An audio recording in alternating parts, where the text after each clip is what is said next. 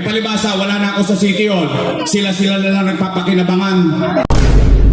Congressman Joel Chua, ipinanawagan ni Yorme na pagtulungang maalis sa pwesto. Kapag ang chairman ninyo at kagawad ninyo, ipinipilit sa inyo, yung nakaupo, magtaka na kayo. Ayaw nyo na, sinusubo pa sa inyo. Magkano kaya ang dahilan? Gusto nyo bang ibalik ang gobyernong mabilis kumilos? Bigyan nyo ako na mga kakampi. Pagpahingayin na natin yung mga nasa kabila, lalo na si Chihuahua. Pagpahingayin na natin yung mga nasa kabila, lalo na si Chihuahua.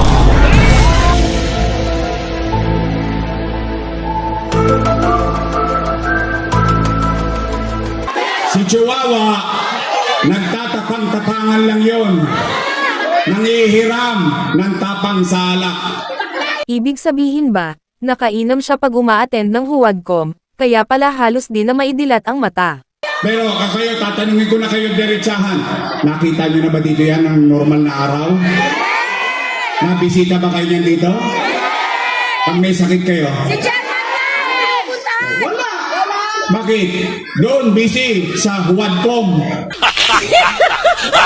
Mga kababayan, ako na may real talk lang. Total, nakatulong naman ako sa kanila. Kahit na itinatanggi nila, okay lang yon. Basta ako, masaya ako na naging bahagi ng tagumpay nila. Total, tinulungan natin sila maging konsyal. Tama, mali?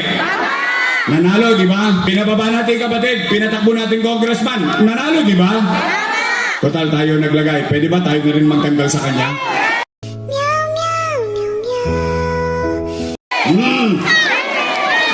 Ay, mga taga San Nicolas. Sisingilin ko kayo.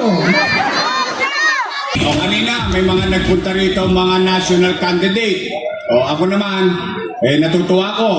Binigyan tayo ng oras. Marami naman kayong ibobotong senador. Tama, mali? 12 naman yan. O kung sino yung nagpunta rito. Una, Bongo. Tama? Mr. Malasaki. Pangalawa, si Amy Marcos. Tama? O pangatlo, pwede ba makisuyo? Si Congressman Rodante Marcoleta. Isama natin sa balota. Siyempre isama nyo na din si Dr. Richard Mata. Promise?